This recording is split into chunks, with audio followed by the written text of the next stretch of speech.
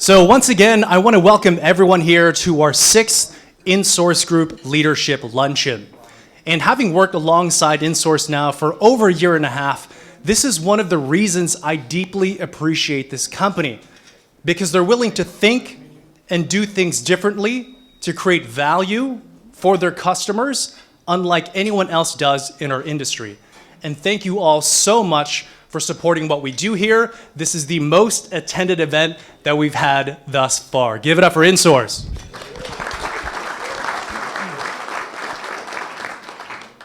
So the topic today is all about company culture.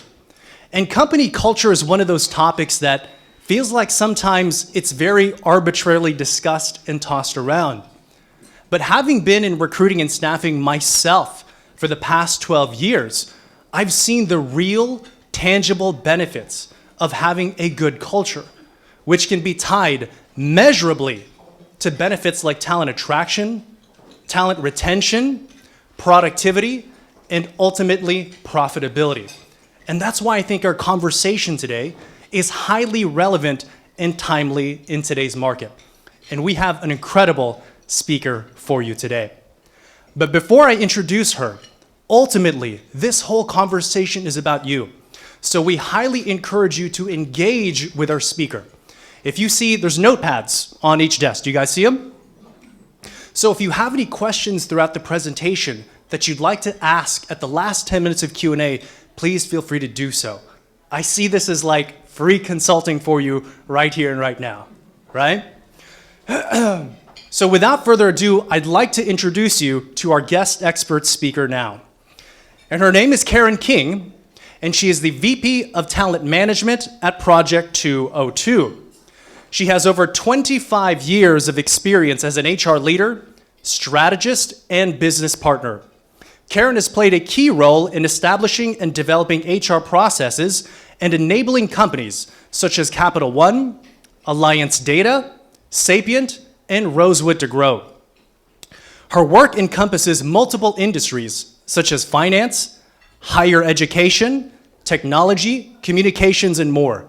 Karen has earned a bachelor's in management from Texas Tech University. She's also SPHR and SHRM SCP certified. She's also served as conference director for HR Southwest, president of Dallas HRMA, and the board of trustees for Dallas HRMA. Please give a warm round of applause to Karen King.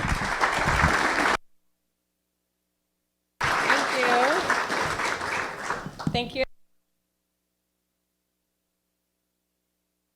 Situation under control. There we go. Thank you, Julian.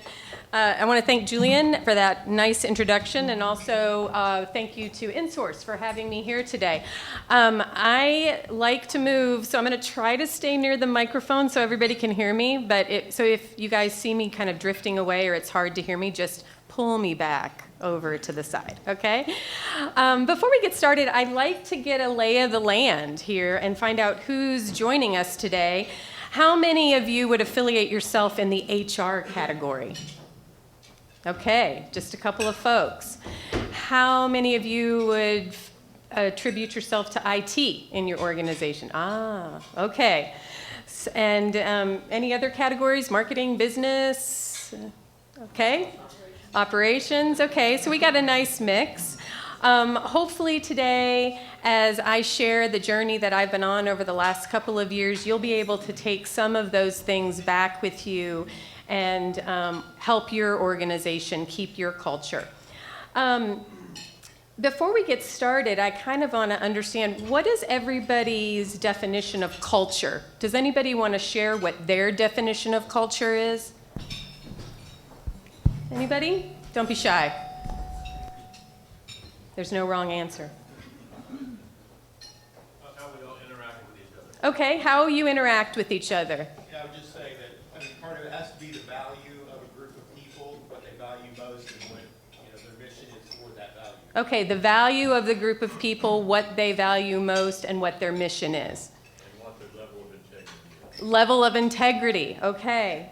Often drives decision-making and decision-making processes. Okay, it drives decision-making and decision-making processes. Yes, sir? think it's a heart. If you look at human being, cardiovascular system, it's a heart for any organization. Great, great. All those are wonderful. Oh, yes, sir. If you're not careful, it can be accidental.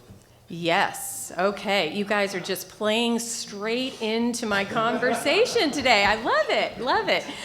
Okay. So for the purposes of our conversation, I'm going to use this definition. The pervasive values, beliefs, and attitudes that characterize a company and guide its practices. Can we agree on that definition today? Yeah? Okay. Does it encompass what everybody was sharing? Okay.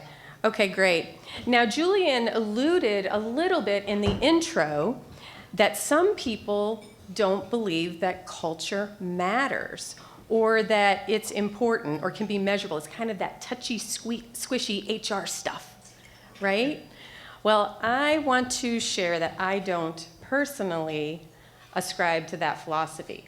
I think it's very important, and so does the Society of Human Resource Management, who just published a research document about culture.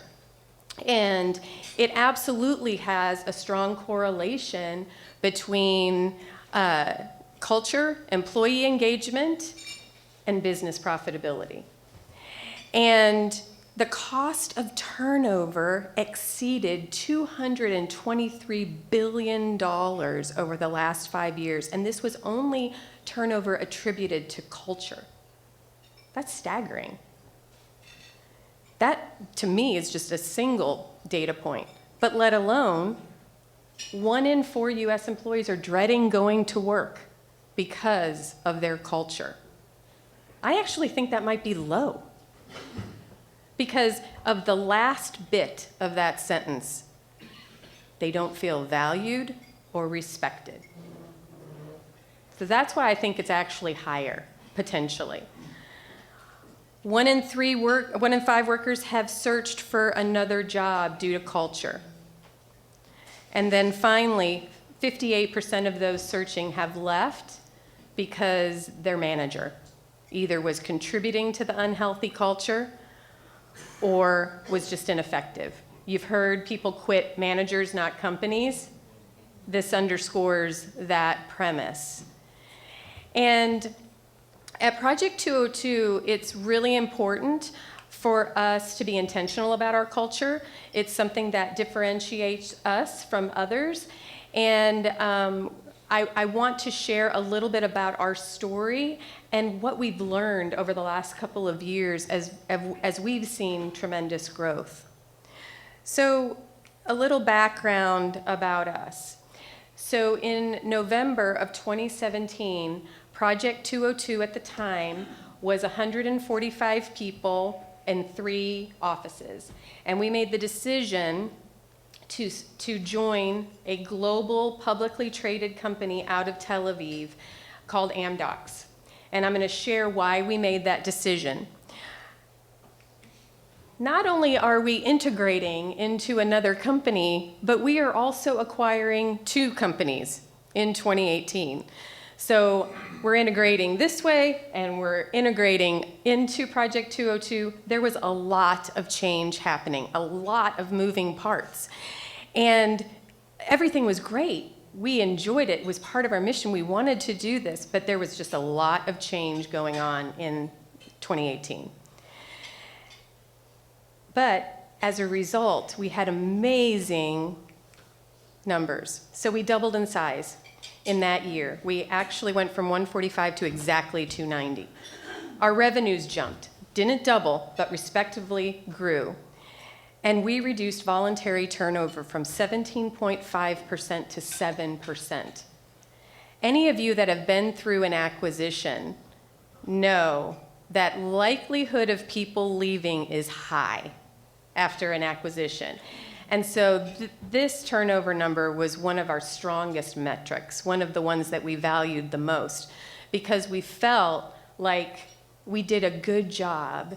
We wanted to keep the people, we wanted to grow, and we felt like we did a good job in that period of change.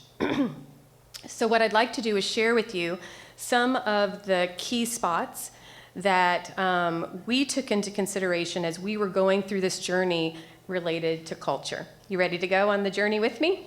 Yeah. Okay, all right.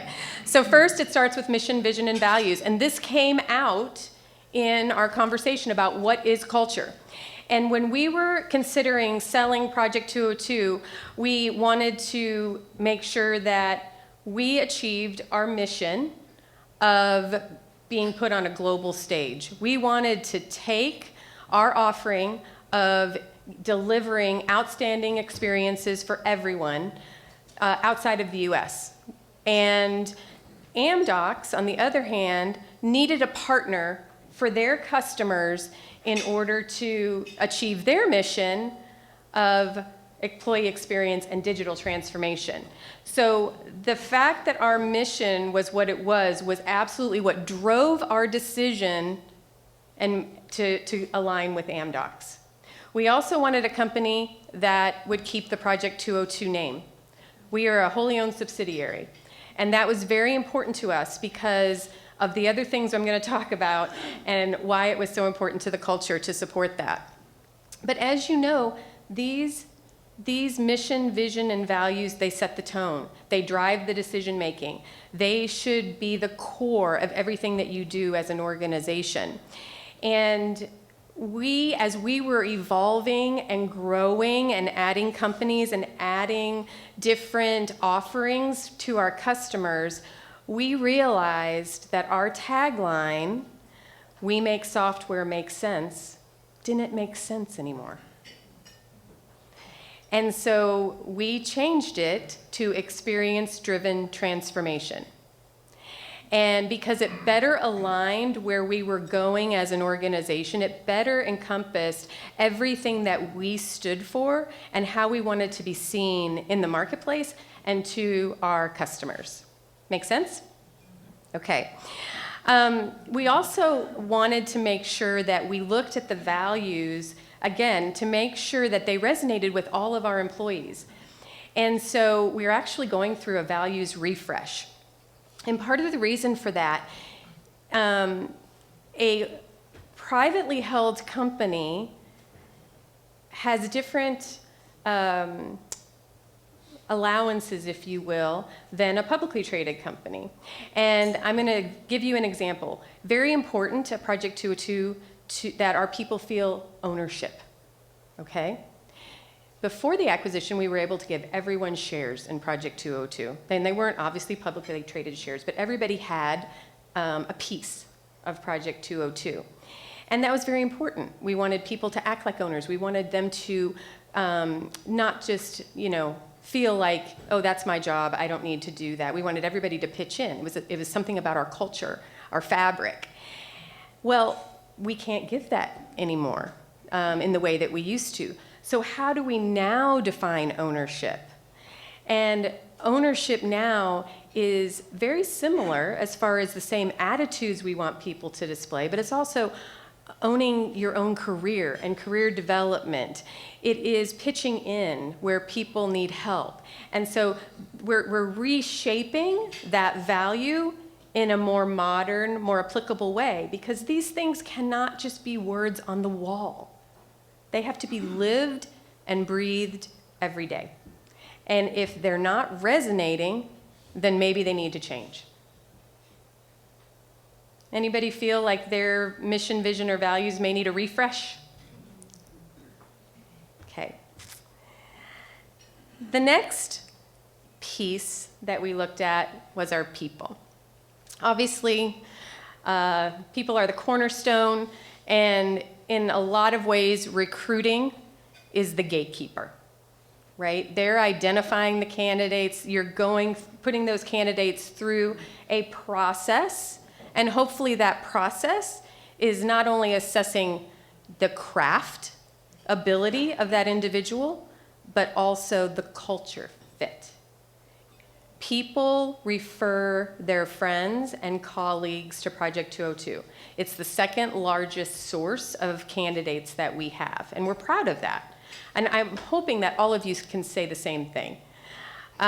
Because people want to work with people they know and people that are great, and they want to bring their friends into those types of organizations. It's kind of like the culture carriers, if you will. And we want to make sure that we're bringing people in that believe in our mission and values. And it doesn't mean that they're cookie cutter, because they're not, but they support where we're going. They want to deliver excellent experiences for everyone through their work. They want to be collaborative in a group. They want to work with smart people and share information. And we actually have questions in our interview process that gauge those things, because the ability to be collaborative is just as important on whether somebody can code or not. I see lots of nodding of heads. Okay. The other thing that we wanted to do in this period of time was ensure that we were providing career development and growth opportunities. As a company is growing, there are multiple opportunities for people to expand their career, change their careers, and we wanted to really try and promote from within. In 2018 and 2019, we averaged 25 to 27% promotions internally. And I was talking to someone earlier today about why they were at their current company. And that company allowed them the opportunity to move into different positions in their company. That's the key, one of the keys to keeping people, right? We kind of get bored. We want something new. And if you can provide different opportunities to people, they're going to stay. They're going to be continually challenged. And we were able to do that with a nice portion of our team. We always looked first internally to fill roles. And if we identified a role where we didn't have a person, we went external, but we also provided a career plan for them so that they would know what they needed to do, hopefully, to be considered the next time that position came around. And then ultimately, you need to align your incentives to the behaviors that you desire. And as part of the acquisition, everybody that was part of that acquisition has been rewarded with financial incentives. It was very important to the founders of the organization, the leaders of the organization, that everyone gain and profit from the sale of the business. And then for all those people that we have hired since then, it's important for them also to be rewarded and have a plan as well. Any questions so far on what I have covered? Any comments? Yes? How do you articulate the mission and values to potential new hires so that you can actually say they do line up or they don't line up? Yeah. Otherwise, it's a mystery. Okay, so that was a great question. How do you share the mission, vision, values with your candidates so that they decide if they fit, and you can decide if they fit? It's so funny that you bring that up, because we had a meeting yesterday about this. As we're rolling out the new values, how do we get them out into the hands of our candidates? And we started thinking of different ways. You know, obviously we want to put them on our website, which right now they're not there. We want to make sure they have a presence on Glassdoor, because that's where a lot of people go first to find information about the culture of a company. But when people walk into our office, we're also going to do something there. And then through the questions that not only the recruiter and the hiring managers and the interviewers ask, and through just the conversation, it comes out. Our culture is so strong and our mission is so strong, it can't be contained. It's kind of like, it just kind of comes up in the conversation. And most people, as they're going through our process, the more they get into it, the more they want to work for us, which is good, because a lot of people, probably you've never heard of Project 202 until today, right? So a lot of people, that's the same case, unless they're being referred by a friend. And so, oh, I saw this ad, or somebody contacted me from LinkedIn, what's Project 202?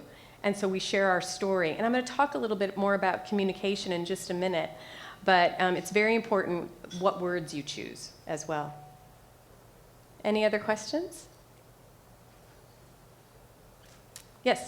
So I was curious about 17.7% to 7%. Yep. I mean, so like a lot of things that you're talking about is standard with trying to make sure culture is emulated throughout the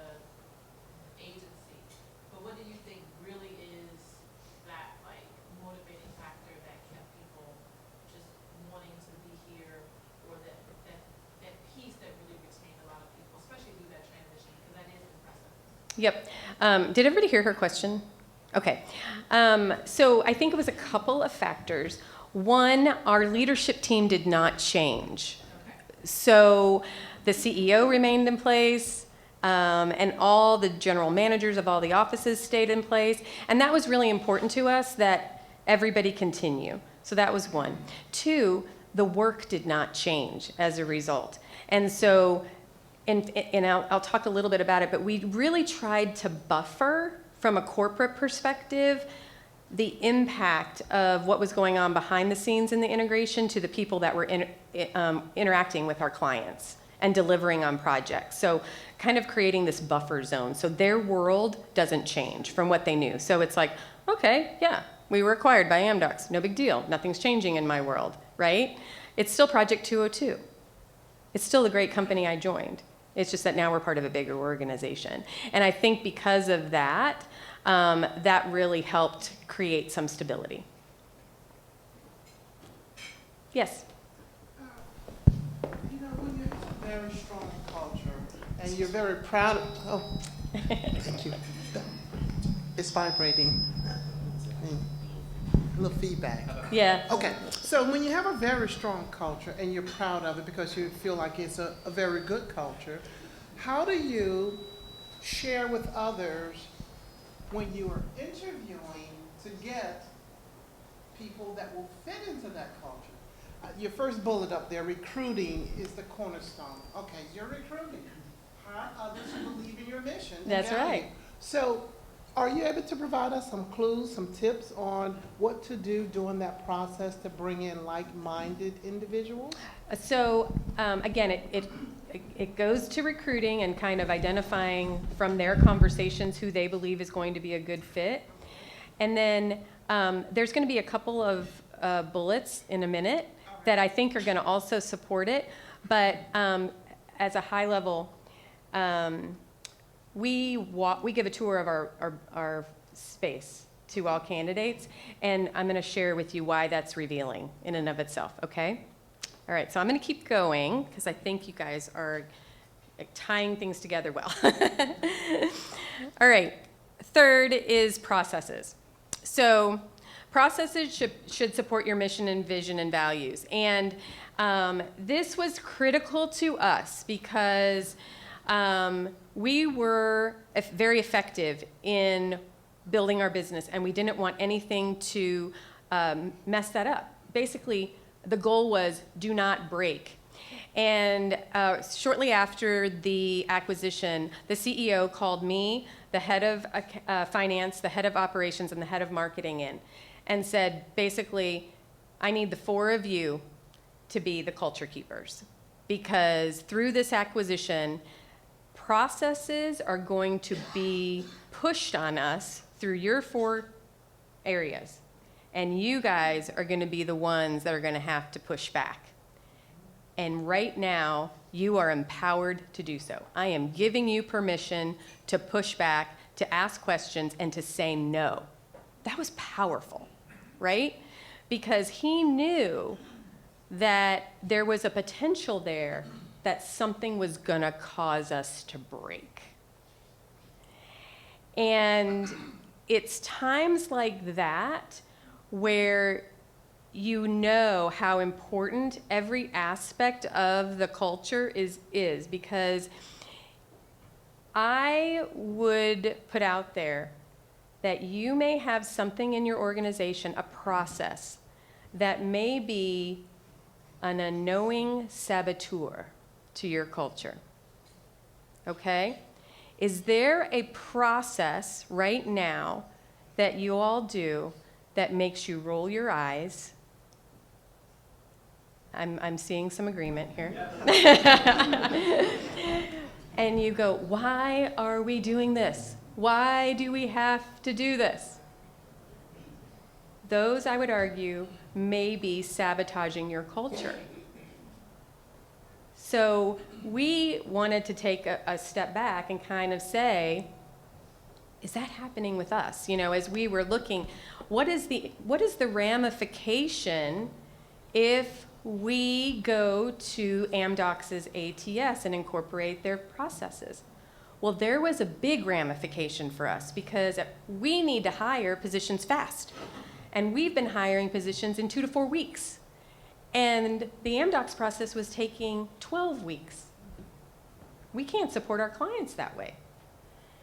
And so we made the decision to stay separate and just to do our own thing and keep our own stuff because we knew if we adopted it, we would not be able to meet our mission.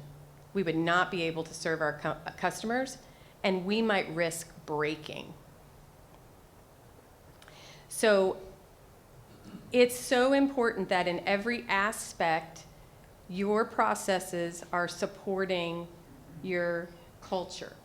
We treat people like adults.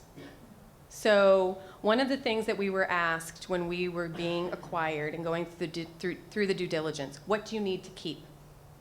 What are the most important things? It's like, we need a collaborative culture. We treat people like adults, which means we don't have a lot of processes. We have the legal requirements, obviously, and we have some guidelines, but we don't have a lot of processes. If we have an issue, we address it with a dart. We don't address it with a bomb.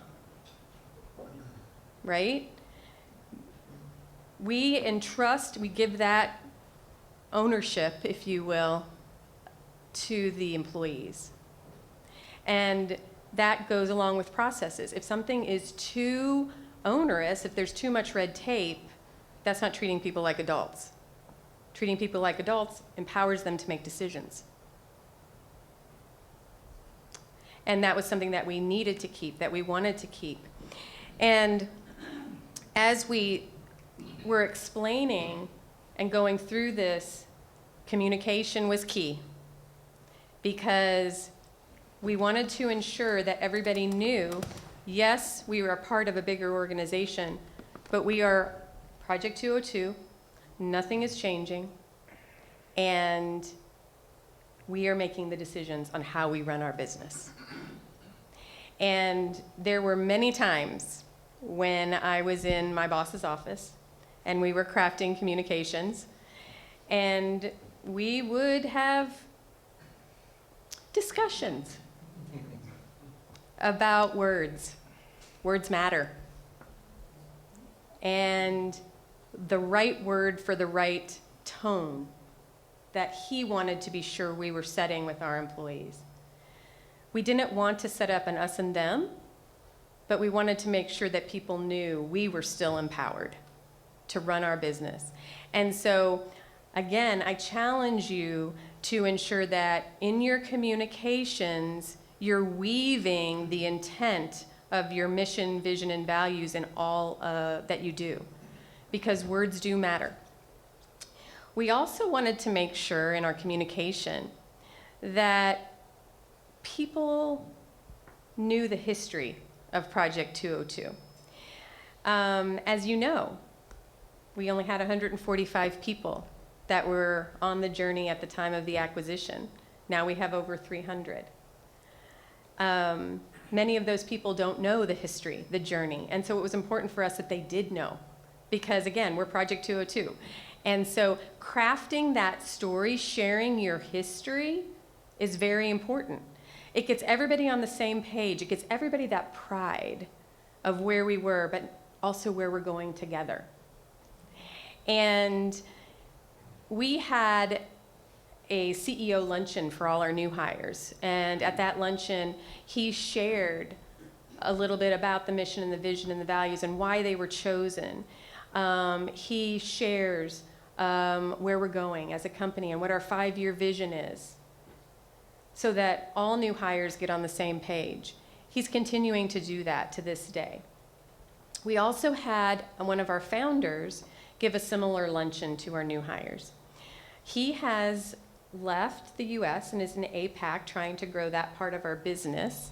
And so instead, so that we still share the history, such as, why Project 202 is Project 202 and why does it have a silly K in the middle of it, with our employees so that they understand the journey and where those decisions were made and why things are the way that they are.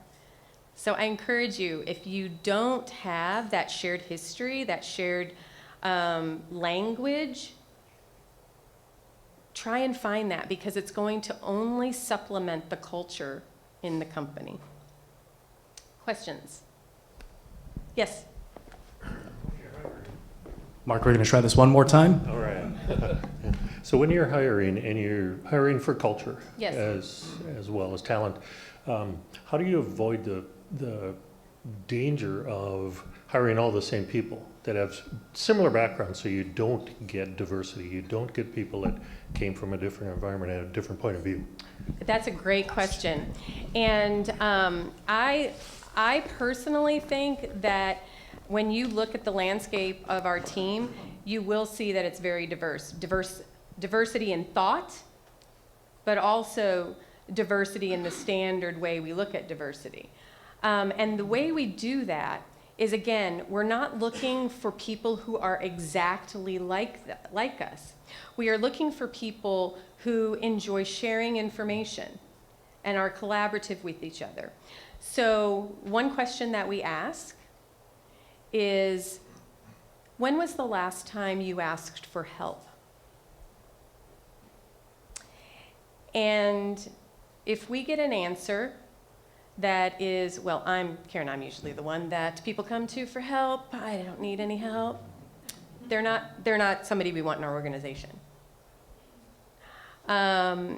If we want to have people that are willing to share information and know what that they want to learn, then that can exhibit itself in different ways, right?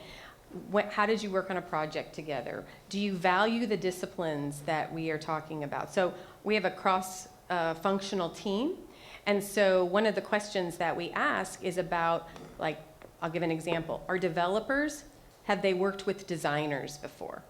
UX designers. Because our process is that they do work together.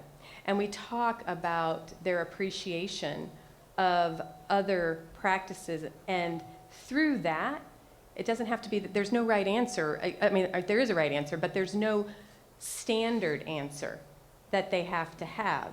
We're not looking for just one way that they're exhibiting that. And I think because of that, that's how we avoid the cookie cutter.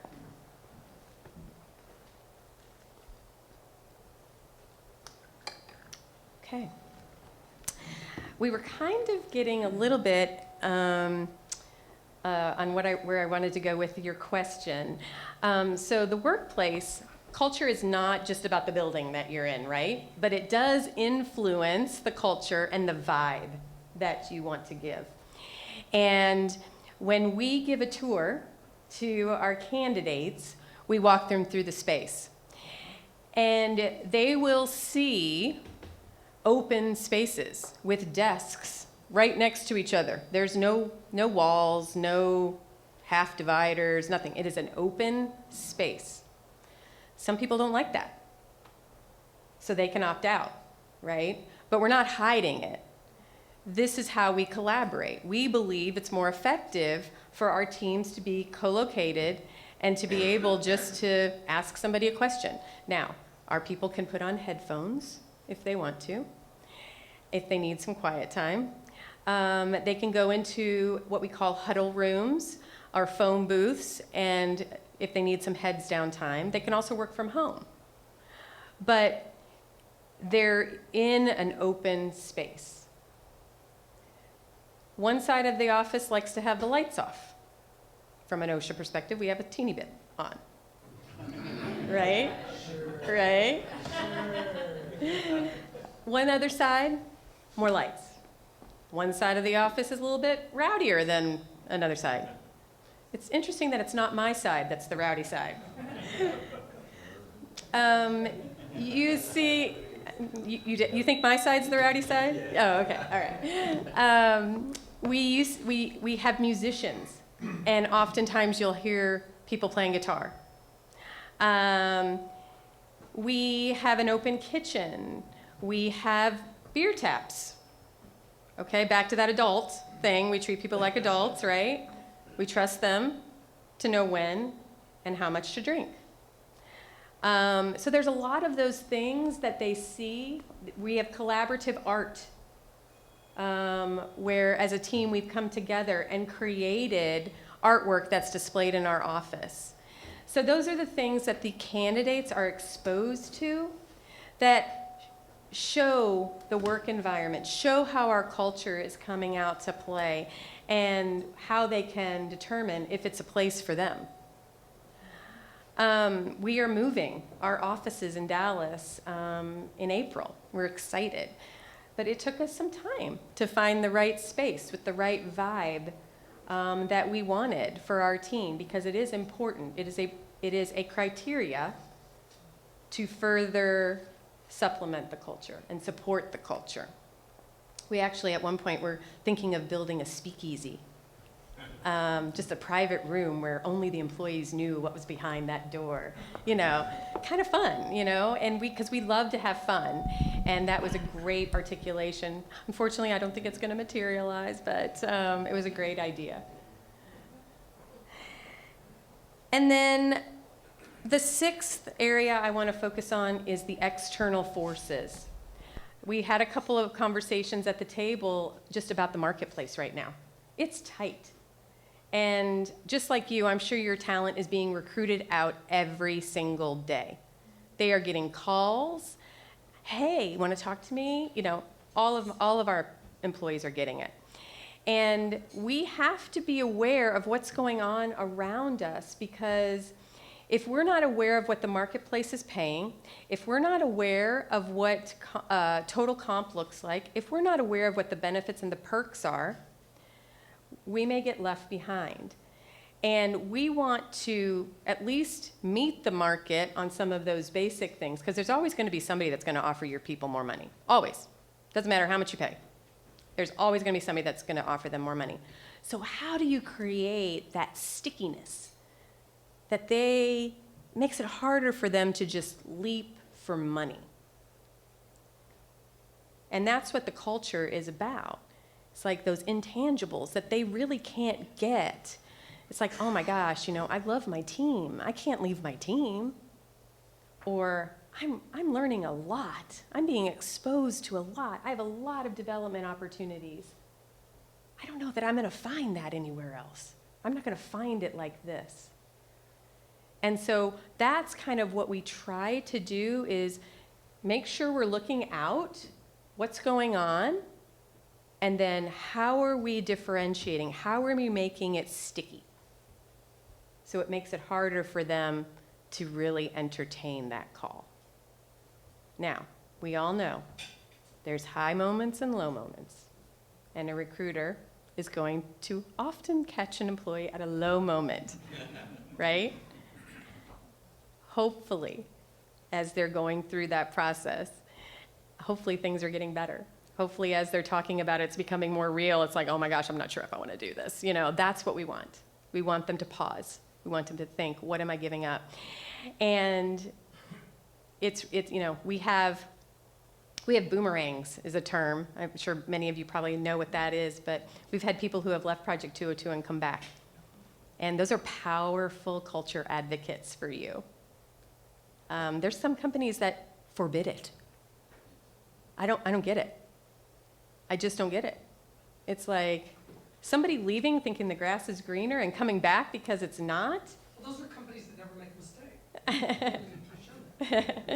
So it's really important that people, I think that, you're open to that conversation about letting someone come back if they've decided they made a mistake. So as we've gone through today, I want you to remember a couple of things. Culture is a living, breathing thing. It's just like a relationship in that it needs to be nurtured and taken care of. And so you need to be intentional with it. Someone said if you take your eye off of it, it's accidental. The accidental culture may not be what you want, right? So you have to be intentional. You have to cultivate it. You have to decide, what are the things, if someone were to ask you, what do you have to keep in your culture? What would you say? Do you have that in your mind? What makes you special? What makes you unique? Those are the things that you need to be intentional about. And you need to ensure are in every fabric of your organization and supporting it and not being that inadvertent saboteur. I encourage you to identify ways to measure your culture. We do it in probably the same ways you do. Employee surveys, exit interviews, Glassdoor reviews. We also have conversations about why people stay at Project 202. So if you haven't had a stay interview or a stay conversation, I encourage you to have one. It's enlightening. If you need questions, I'll send them to you. Just contact me. I do have an example of our exit interview questions, just 10. But as you see on question number 5, how would you describe the culture of our company? It is intentional. I want to know what exiting employees think about what's going on at Project 202. It's valuable information. We ask them to rate us on a scale of 1 to 10, NPS, right? How do you rate the workplace? How do you rate our services? It uncovers a ton of information. And I don't send it out to anybody until after everybody leaves. People are genuine because they want to tell me what is not working because they care about the people around them and they want it to be better for them. And so we get a ton of information this way. And then finally, the last thing, be prepared to adjust. We're not perfect. We have adjusted a lot of different things. We adjusted our tagline based on what was evolving and growing with our business. We're tweaking our values. We've adjusted our processes. We identified an area where because of the growth, we were traveling internationally more often. And that was not a good experience for our employees. They hated it. And so we had to tweak that process because the travel is inherent to the success of our client delivery. And we want to deliver great experiences for everyone around the world. That includes our employees who are traveling around the world. And so we needed to make a change that supported our business, but also supported our employees during that time. So don't be afraid to tweak and adjust. It's important to the growth. I mean, if it's great if you can say, oh yeah, Karen, our mission hasn't stayed the same. Or has stayed the same and it doesn't need to change. Okay, wonderful. But is it words on the wall or is it something that you're really living every day? Because I would argue that if something has not changed over a period of time, it may need to. It may need to be updated and refreshed a little bit so that it resonates more with your employees. I want to share finally some quotes from Project 202 employees. Culture's not a place. It's a living, breathing thing, kind of supports that must be cultivated, must be enhanced. I think we have our own. We try and uphold whatever people view as this undefinable idea of what culture is between each other. At least what we are like kind of sense together as our culture. What I like about this is I am not responsible for the culture. All of the employees are responsible for the culture. They are holding themselves accountable for the culture and interacting in a way that supports it. And then this was actually a quote from an exiting employee. I really felt I was with adults. It didn't matter which project I was on. I knew the people were smart and professional, and no matter what happened, I knew we could work it out. I cannot say that about any other company I worked in. I love the people here. I felt someone always had my back and would not let me down. You're probably thinking, wow, Karen, why'd that person leave? Right? Sounds great. And it is great. But our folks have that entrepreneurial spirit and often are identified and tapped to help friends and start startups and new businesses, and that's what happened in this case. But the one thing that many of our employees say is, you may see me again. I may be back. And that's okay. We hope they come back. And we say, oh yeah, door's open. You just let us know. And, it's like you can't sometimes describe the culture in really great words. But one of our employees visited from Chicago to Dallas last week. The Chicago office is 40 employees. The Dallas office is 125 employees. But she said, this office is so different in this way, but it still feels like home. I still know I'm with Project 202. I still get that collaborative vibe. People are taking care of me, making sure I'm okay. And that's what we want. Every location has its unique personality, but the culture is what's tying it all together. And when you walk into a Project 202 office, what you're getting. And that really warmed my heart, because I was like, oh, I'm so glad, Brittany. I'm so glad you feel that way. And she's so excited. She was like, I can't wait to come back. And that's what we want when all of our employees are visiting. Does anybody have any questions? Yes, sir.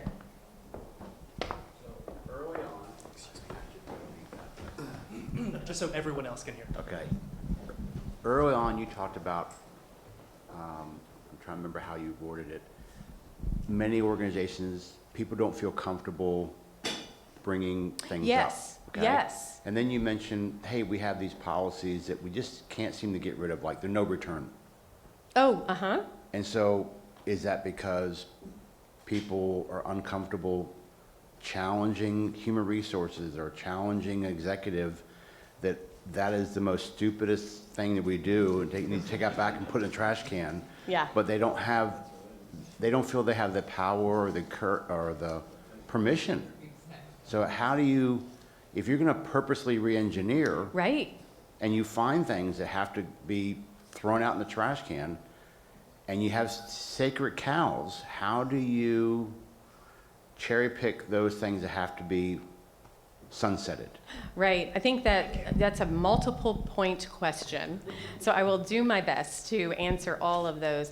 One, I think that if someone is afraid to raise a point to either their manager, HR, whomever, that may indicate a culture that is not encouraging open communication. So that would be the one thing, and that's going to be something that's probably seeped into a culture and is going to not be an easy switch to flip. Okay? Not saying it can't be done, but it's probably going to take some time, because the business case is going to have to be made about why that's important and what's the value. What are you missing out on because the differing voice isn't being heard? And how do you articulate that so that somebody listens? And I think many of you were saying that you're managing a department. And I think how if your culture around you may not be, maybe you see something that can be changed, I encourage you to start with your own group. Start small and have other people go, oh, I want to work there. They have fun.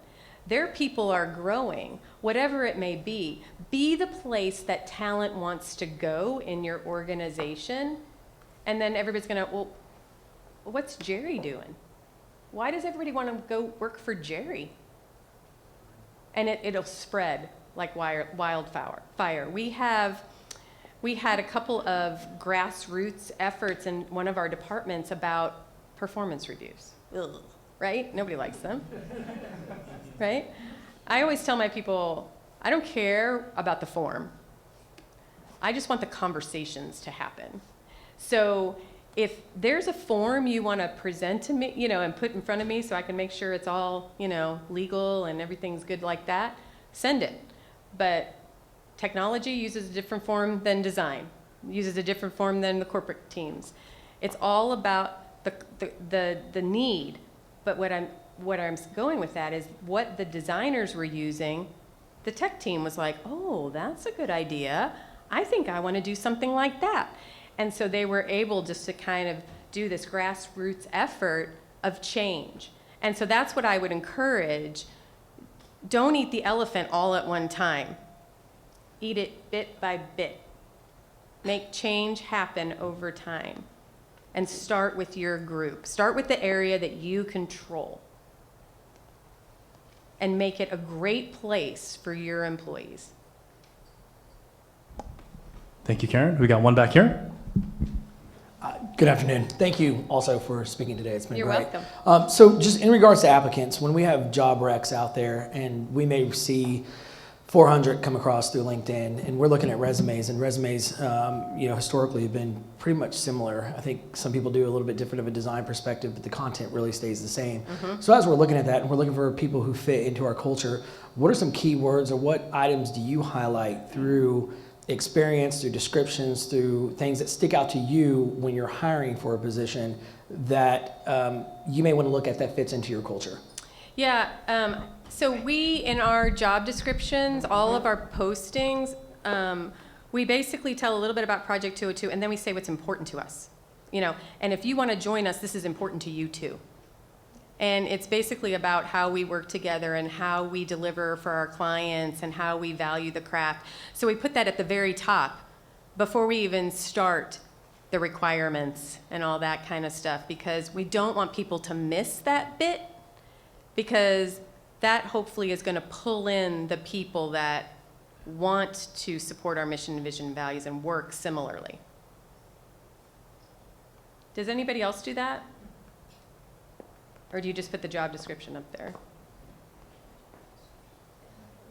Not sure it answered the question, though. How do you match up those values to what's on the resume? Oh, was that the question? I'm Yes, sorry. yes. I apologize. Yeah, so from a hiring manager perspective, when I'm looking at just strictly resumes, and I want to move those next ones on to phone calls, Got it. or in-person interviews, how do I look at a resume that has the general content of their experience and find keywords and find items that may match into our culture?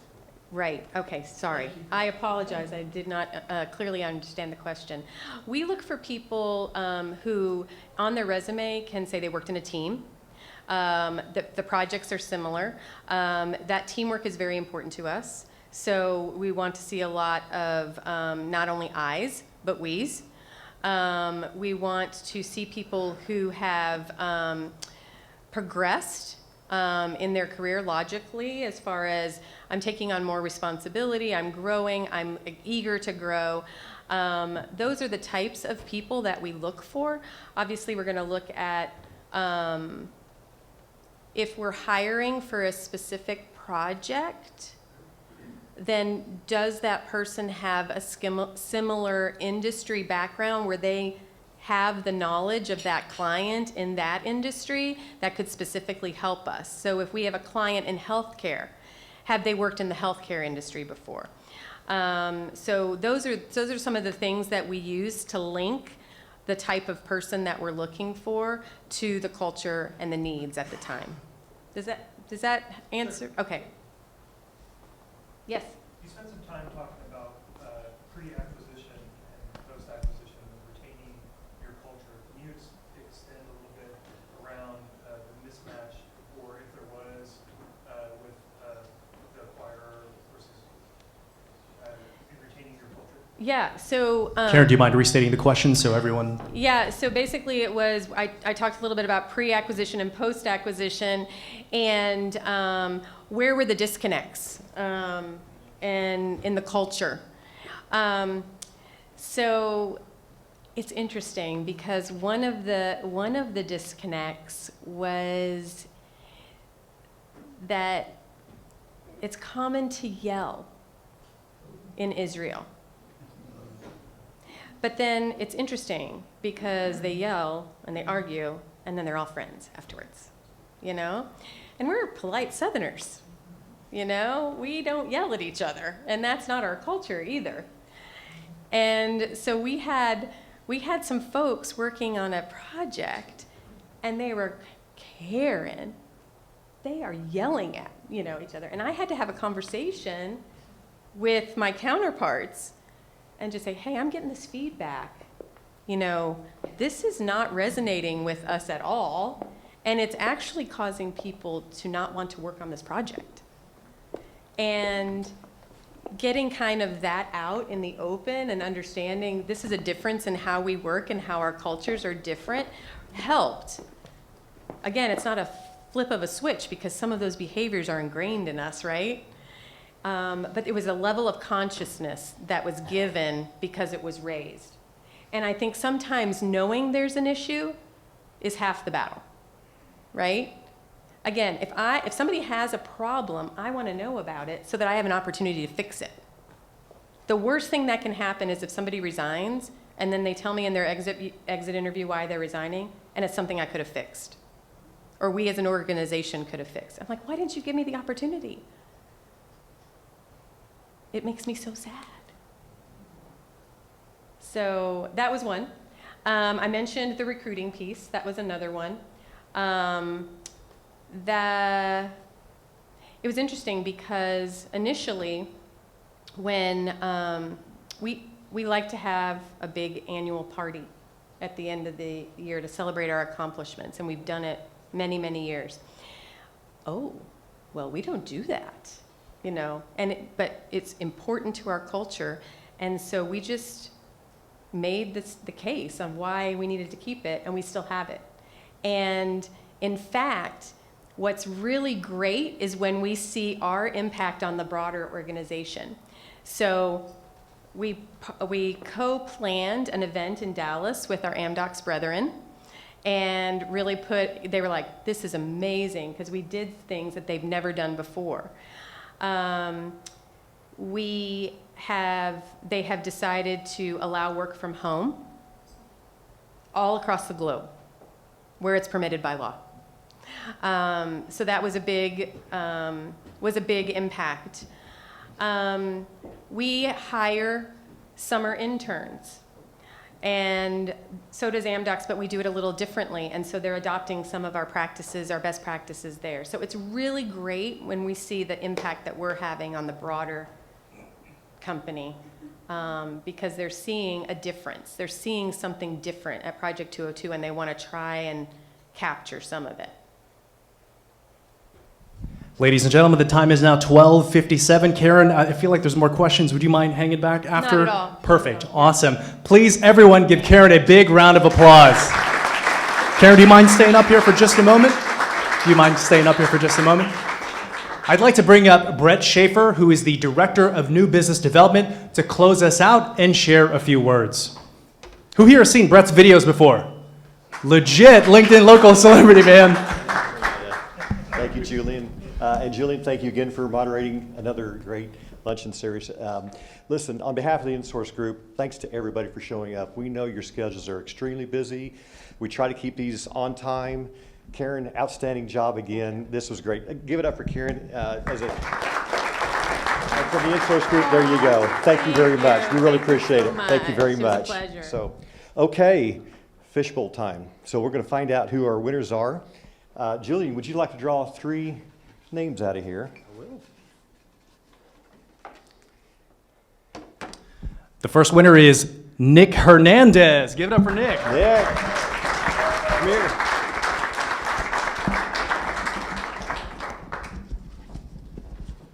There you go, Nick. Thank you very much for coming.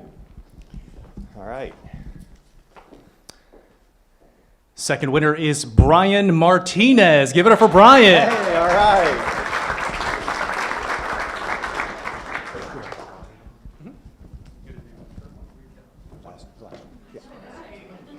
Way to go. Congrats. Thank you.